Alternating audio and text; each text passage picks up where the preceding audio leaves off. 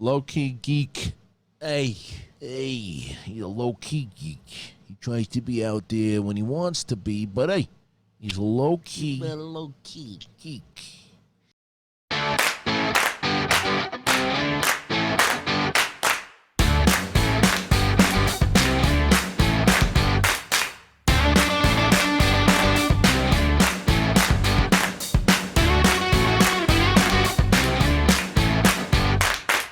Hey, what's happening, guys? Welcome back to another week. Low-key Geek, not so live. Decided to do a little something different. Scheduling and all that wouldn't have allowed me to do my regular 8 p.m. show today. So I decided to pre-record something so that you guys can still enjoy some news and content later on today or during the week, whenever you have a chance to watch. But this also kind of coincides with some changes and planning that I've been kind of mulling over for the channel. So the live show starting next week will only be live once a week, and it'll be live on Mondays at 8 p.m. For the Friday show, I'm actually splitting that up into certain video segments that I will be uploading at the end of every week. One of which will be what I'm going to be calling to what I will be referencing to as the Week in Pop, which is a weekly series that will cover all the week's pop culture news, and that will be uploaded on Fridays. And then my freebies to watch, along with what to watch over the weekend, will be its own separate segment, and that video will also be uploaded on Fridays. And like I mentioned last week on Friday, any Japanese pop culture news that I cover will now be featured in its own segment that I'm going to be calling Japan Wow Now, a weekly series that will be uploaded every week. Right now, I'm contemplating on uploading it on Thursday.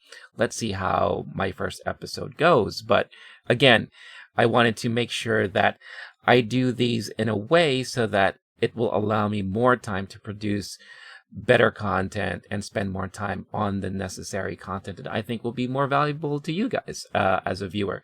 And while still maintaining one weekly live show so that I can allow you guys to interact with me and I can interact with all of you guys, and we can have good conversations while we talk about the things within pop culture. I don't know what that was, but pardon me. So those are just some of the updates that I wanted to share with you guys before I dive into the usual stuff that I like to cover every week as far as pop culture news is concerned. So as always, if you like what you see, please hit that like button and subscribe to the channel. Again, it is greatly appreciated, and it does help with the algorithms. And for changes like this or for any other updates, do follow me on social. I do update my schedule every week there, especially when it comes to my Twitch streams. So with that all out of the way, I hope you guys had a wonderful weekend. While still keeping safe. Weather's getting better. A lot of you guys who were in school are now finally graduating, so congratulations. And I hope that you can enjoy your summer with what it is right now out there. Enjoy it the best way you can. As for me, pretty low-key weekend, no pun intended. But I was able to enjoy another night of D&D action with my friends Saturday night, so that's a lot of fun, and it continues to be a lot of fun. One thing that I'm noticing is that we're really starting to get into a groove of our roles as characters, so that's always a lot of fun. And was able to relax the rest of the weekend. So as far as the weekend's concerned, I'm sure a lot of you guys had time to relax, enjoy some outdoor activities. But you guys were also enjoying movies, as I'm hoping you guys are. So let's go into what the weekend charts look like. Starting off with the box office numbers here. So again, just to preface it, box office, these numbers are pulled and sourced from the numbers.com, and the way that they do it is that every week they get all the reportings from studios who have movies that are actually playing out in theaters. As more and more theaters slowly start opening up, we're going to start seeing more numbers coming in. Majority of the theaters right now that are actively playing movies are drive-ins, so this is where the majority of these numbers are coming from. So at number 1, we have a new entry in the numbers here. It's a movie called Becky. Becky comes in at number 1, coming in at $187,686 in about 50 theaters. Becky is a new thriller that stars Kevin James, Lulu Wilson, and Joel McHale.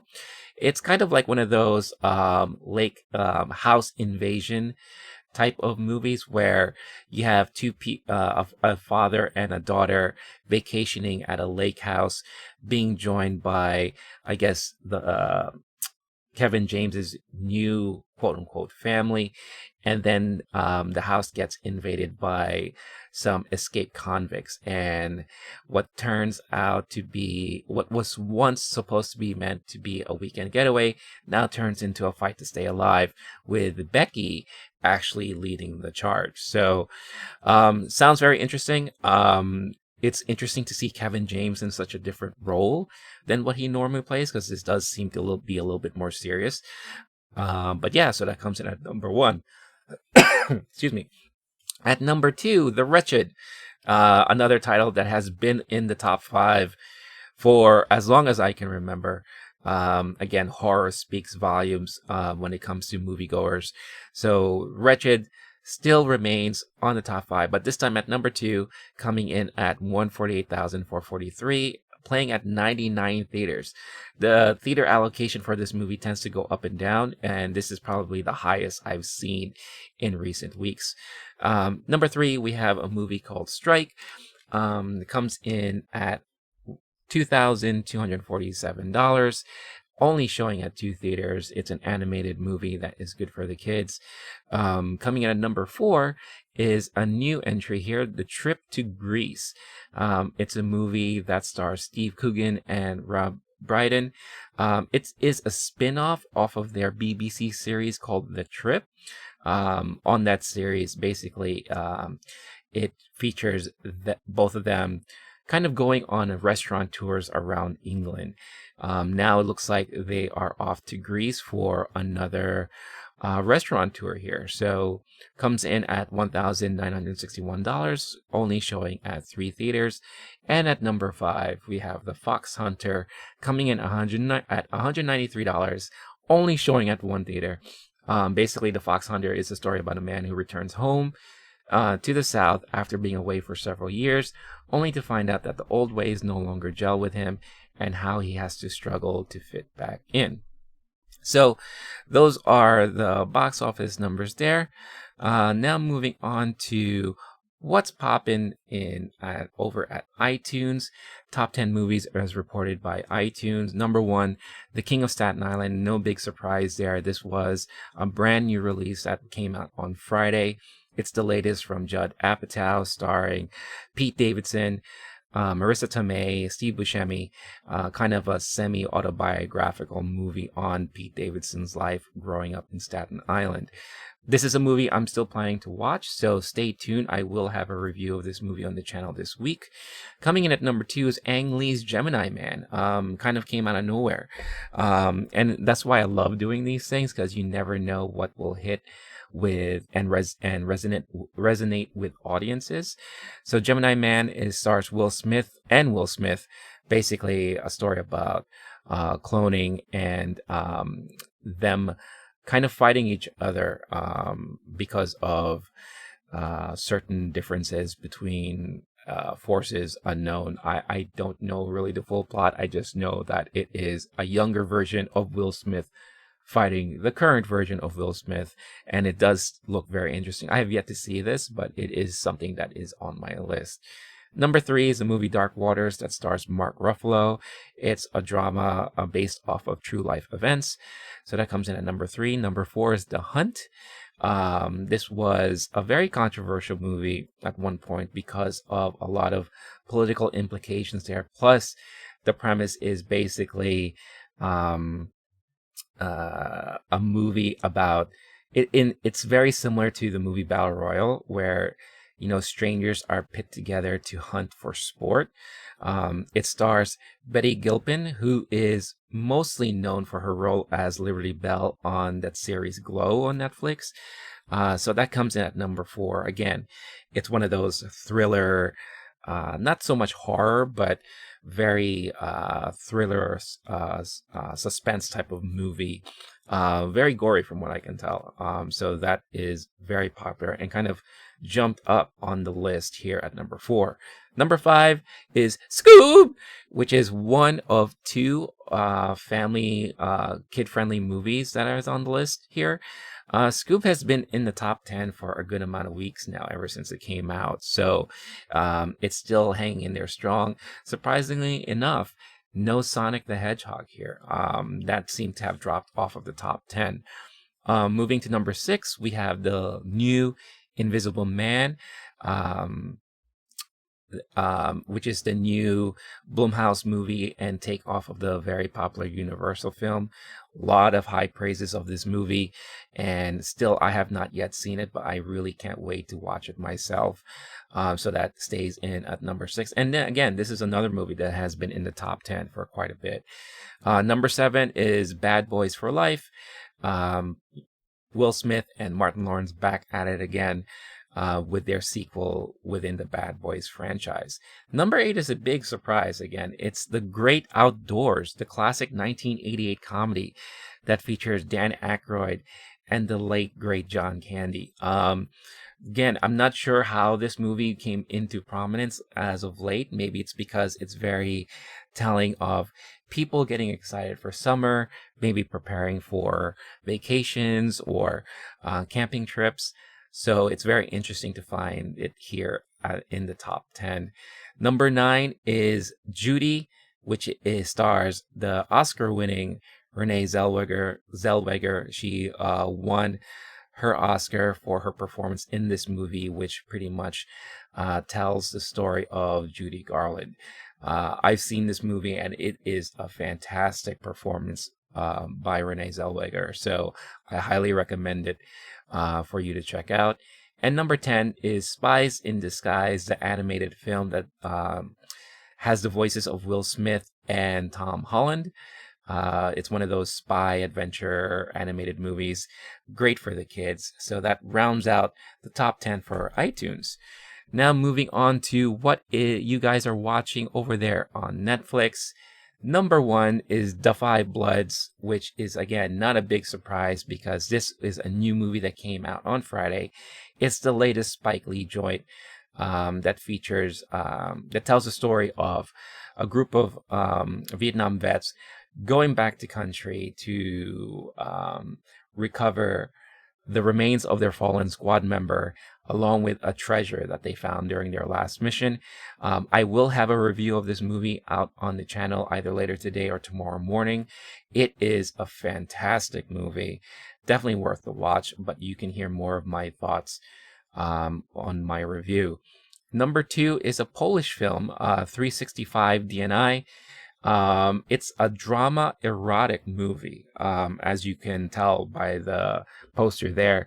Basically, the story is Massimo is a member of the Sicilian mafia family and Laura is a sales director. She does not expect that on a trip to Sicily, trying to save her relationship, Massimo will kidnap her and give her 365 days to fall in love with him. So I know a lot of you are into these type of movies, and as you could see, it shows here, coming in at number 2 on the top 10. Number 3, 13 Reasons Why, the new season and final season of this very popular Netflix drama series, comes in at number 3. given that this is the final season of one of the staple series on Netflix as of recent years. I'm not surprised that a lot of people are checking it out now. Number 4 is Alexa and Katie, which is kind of one of those team series that is great for teens and kids. That comes in at number 4. Number 5 is Space Force, which dropped from number 2 last week, but still remains in top 10. Good to see that this is still chugging along. I did a review of this series, but due to recent events like the protests and the Black Lives Matters focus within recent weeks, I have not been able to upload it, but I am planning on uploading it this week, so definitely check it out so that you can hear my thoughts on it. Number 6 is F is for Family. This is the Bill Burr animated comedy. I believe a new season came out for this recently, so as you can see, a lot of people are checking it out now. Number 7 is Pokemon Journeys, the series. This is a Pokemon series that was made specifically for Netflix. So a lot of kids, I'm sure, is checking it out now. And that comes in at number 7. Number 8 is the Jeffrey Epstein Filthy Rich docuseries, which goes again into the life of Jeffrey Epstein, but not only his own life, but those around him that kind of help cover things up for him, and how victims are now speaking out and trying to put forward these people who helped him out or were kind of his accomplices. So interesting, very serious and very hard-hitting docuseries. I haven't seen it, but it's I feel like I would have to be in a proper mental mood for it. But yeah, so that comes in at number 8. Number 9, Avatar: The Last Airbender. Again, ever since this hit Netflix, all seasons are available, so a lot of people are catching up on it. I started to catch up on it only to realize that I did watch some of season 1 because it saved my history on Netflix when it was once on Netflix about a year or two ago. So I found that extremely interesting. But I hope to finish off the entire series soon. And number 10, we have the Fab Five, Queer Eye, their latest season, which takes place in Philly. It rounds out the top 10 here on Netflix. So that's basically what you guys have been watching, and what has been keeping you entertained and company for the weekend and past weeks. So again, if you have any comments or any thoughts of anything on the list, please make sure to leave those comments in the comment section of the video. I always love engaging with viewers and have had some very good conversations with a lot of viewers out there. So definitely do that. So moving on to other news here, we looks like we have a new Disney theme park that is finally all set to reopen, and that will be Hong Kong Disney. This is the second Disney theme park that is reopening after the pandemic lockdown. It is set to open this upcoming Thursday. So I'm sure a lot of people over there are eagerly anticipating going back to the theme park. As far as the US based theme parks are concerned, it looks like they're still eyeing for a July opening. So it'll be interesting to see how that's all going to pan out. Moving on to other bits of news here. This morning, bunch of you Star Wars fans out there felt a huge disturbance in the Force, as if millions of voices suddenly cried out in terror when it was announced that Star Wars Celebration has officially been canceled. So Star Wars Celebration has been officially canceled for this year, but the good news is that it will be returning. However, in surprising news, it won't be returning until 2022. So the organizers of the event announced it this morning through email and social media. Again, not a big surprise that they finally decided to cancel it, but it is a huge surprise that they are foregoing a version of it next year and moving it on into 2022. Now, Star Wars Celebration in the past used to always bypass a year, but as of recent years, they've done one almost every year. So it is interesting that they're going to be going back to that format that they used to do. But current ticket holders like myself, who have tickets for this year's event, will have the right to either transfer their tickets for 2022 or receive a refund. And to sweeten the pot, it looks like the organizers of the event will be offering a limited edition Stormtrooper pin to anyone who decides to transfer their tickets onto 2022. So I believe the window to notify them for refunds or ticket transfers will start on the 22nd of this month. So definitely keep an eye out if you are a ticket holder and think about what you want to do. So moving on to more movie-centric related news, it was announced on Friday that Tenet has officially been delayed. None of us are surprised, but again, with it being so adamant and Christopher Nolan being so adamant about not delaying this movie and not allowing the movie to be seen outside of US theaters or theaters in general, it is kind of surprising news to hear that it has been delayed, but it's only been delayed by 2 weeks. It still remains in the month of July, and the Warner Brothers is hoping that by moving the movie 2 weeks later, it positions itself to better coincide with theater reopenings for the next month. So the new release date will be July 31st.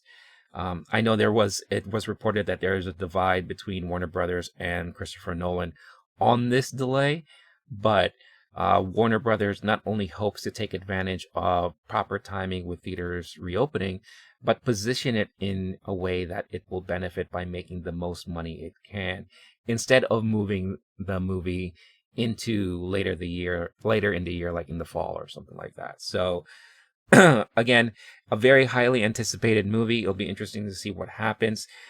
It does surprise me that, when seeing comments on social media, there are a lot of you out there who are eagerly waiting to get back into theaters to watch movies again. I know for myself, I don't think I'm quite there yet. But if I can catch this in a drive-in, maybe that's something I will entertain. So we'll see what happens once July and especially July 31st hits. Moving on, another announcement that was made this morning, the 2021 Oscars have officially been postponed and moved back from its February 28th date in 2021, moving to April 25th. The Academy board members had a call this morning to discuss this, and they felt that this was the proper way to go about things. In addition to this, the eligibility period for films that began this year in January 2020 will extend the end deadline from the normal end date, which is the end of the year, December 31st, to now February 28th of next year of 2021. Nominations are planned to be held on March 15th. So it looks like this decision was basically made to kind of help studios, allow them more time to push movies out there and meet their new release dates, since a lot of these movies have been pushed back and delayed from their original dates because of the pandemic. And it also feels like they're doing this to allow more movies to actually be shown in movie theaters. So it does beg the question on what is the importance that is really going to be placed on digitally released movies and movies that are only available on streaming platforms. That has not really been addressed. They did mention before that these type of movies will still be in consideration for next year because of the current situation. But what does this mean moving forward? So it's very interesting. I think it is a pretty smart move. Again, a lot of movies were planned to already have come out this year.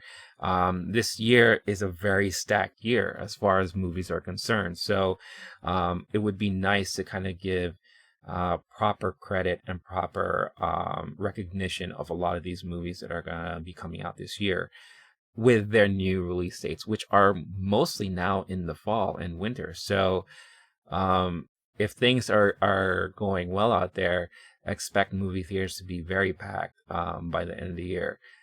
again, if things are going well and we don't find ourselves in wave 3, 4, or 5 of whatever this pandemic is. So that pretty much closes out the news as far as movies are concerned in Hollywood. Gaming wise, again, last week was very busy with the Sony announcement of the PlayStation 5. IGN's Summer of Gaming event has proven to display and preview a lot of interesting titles coming out. But huge news that came out, and primarily because of an accidental leak on the Microsoft website on Friday, we were made aware that there was a new Star Wars game that EA is working on called Squadrons. Because of this leak, EA kind of were forced to reveal the information and tell us that a new trailer and additional details were going to be released this morning. And boy, was it released. I watched the trailer this morning. Now it is in-game rendered graphics, but it's mostly trailer stuff. But still, it looks amazing and it looks fantastic. It looks like you will have the ability to play either on the Rebel side or the Empire side. So it's very exciting, but a lot of details were released along with the trailer this morning. So basically the details that came out is that it's going to be a first-person space shooter. The title will be available on Xbox One, PS4, and PC, and will support crossplay amongst all those platforms. And then on top of that, it will have VR capabilities on PC and PlayStation 4. So huge news. And again, one of the things that I kind of have been championing for a very long time is I really wish game studios would kind of help promote cross-platform play. Not everyone can have the same system that you have or I have or my friends will have. And there's a lot of people who do a lot of PC gaming and who don't do consoles. So I feel like there's a lot of missed opportunity for multiplayer options amongst all the different communities. And I've seen it work successfully with games like Predator Hunting Grounds, where it's a PlayStation 4 title, but people on the PC can join in and play along with myself. So it's really exciting to hear that. Plus VR capabilities. Can you imagine piloting an X-Wing with your VR headset in first-person mode? I mean, I don't know if I'm going to get sick and throw up or whatever the case is, but I'll for sure damn try it. But more details here of the game. The story takes place after the events of Return of the Jedi, and there will have a single-player campaign along with multiplayer. The single-player campaign takes place after the Battle of Endor and the destruction of the second Death Star. You'll have the chance to swap between perspectives of two pilots, one from the Republic's Vanguard Squadron and one from the Empire's Titan Squadron. Both pilots will be fully customizable, and the campaign will feature an array of original characters and some possible cameos from those that we already know. When I was looking at the trailer and I was watching the trailer, and I watched the trailer I think 4 or 5 times already by now, it really reminds me of the Claudia Gray novel Lost Stars. If you haven't read the book, the story is centered around two friends. They were once training to be Empire pilots, but because of situations, they kind of split, and now one fights for the Republic and one fights for the Empire. So I wonder if there's going to be a similar story that intertwines these two pilots together, or could it be the same people from Lost Stars? I don't know, but I think it is very interesting and intriguing, and I can't wait to learn more about it. The multiplayer mode will feature 5 versus 5 dogfights and fleet battles, where you will work with your teammates to take down enemy flagships. Players will be able to pilot an array of well-known starfighters along with some new ones, and all upgrades that will be available will be made available based on actual gameplay unlocking.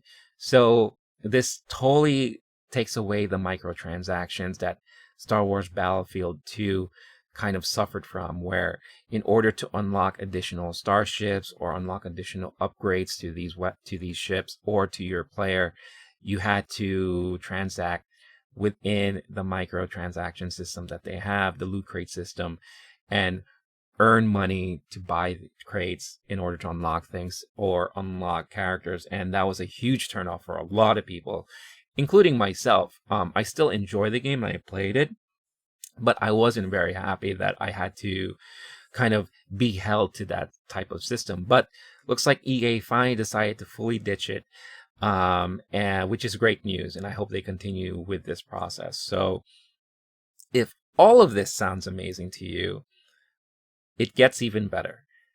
The game will retail for only $39.99.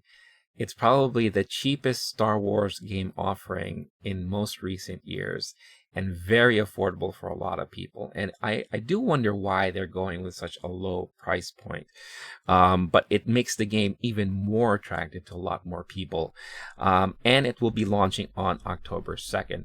I wonder if they're also doing this because that is going to be around the same time the next gen consoles are going to be releasing. So they want to still be able to entice, gamers who are still playing on the older gen, to kind of get them in before they start diving into the next gen stuff. So for those with EA Access or Origin Access basic members, you will be able to get to play a full 10 hours of the game at launch. And then if you do decide to purchase it, you will be able to save 10% off of retail price. Origin Access Premier subscribers will be able to have full access of the game at launch time on PCs, while PS4 players can claim some bonus cosmetic items if you decide to pre-order the game now. They haven't provided any details on what those cosmetic items are, but that's always like a sweet little bonus there when you pre-order any kind of game before launch. So if you want to see more like I do, and I really can't wait to see more, it looks like we don't have to wait too long. This Thursday, EA has a special EA Play Online event, very similar to like what Sony had last week. What the Summer of Gaming is going on from IGN. As we know, E3 was not held this year, and a lot of publishers have moved to online events and conferences. So EA is planning to feature the first gameplay footage of Star Wars Squadrons this Thursday, June 18th, during this event. So I know I'll be glued and watching for this, and I can't wait to see what they have to show. And hopefully it will be good things, and hopefully it will get me even more excited and pumped and eagerly anticipating the October 2nd release date. So that's pretty much all there is with gaming news for now, and that's pretty much the show today. A little short, but again, I had to pre-record this earlier in the day, and I'm using it as a test bed to see how my future weekly schedule will be looking like, and hopefully it will allow me to provide more content for you guys and more meaningful content so that you guys can enjoy what I have to share with you and my thoughts and opinions on everything. So with that being said, do catch me on Twitch when you have the time and you would like to join me with some gaming goodness and shenanigans. I do stream Mondays, Wednesdays, and Fridays for now. That is also going to be reevaluated to see how I could better fit that into my schedule to allow more time to feature more games that I like to play and allow more time and opportunities for me to converse and engage with the community. So for times, do check out my social once again for my schedule and all that, or I will be updating my schedule on my Twitch profile page, which they've done a lot of updates on, by the way. So I hope it makes it easier for you guys to kind of figure things out. I'll be back live with Paul from Paul Programs on Wednesday, 10 p.m. Eastern Standard Time with our Nerds to Men podcast. And again, reminder, no live show for the rest of the week. Other than that, Everything else will be video content that I will be uploading towards the end of the week. And I will be back live next Monday, 8 p.m. Eastern Standard Time. So be sure to check it out then. So that being said, that's the show. Again, thank you so much for joining. Thank you so much for watching. Looking forward to sharing more content with you and engaging with you guys more. But until next time, stay cool, stay classy, stay safe. Be kind to one another.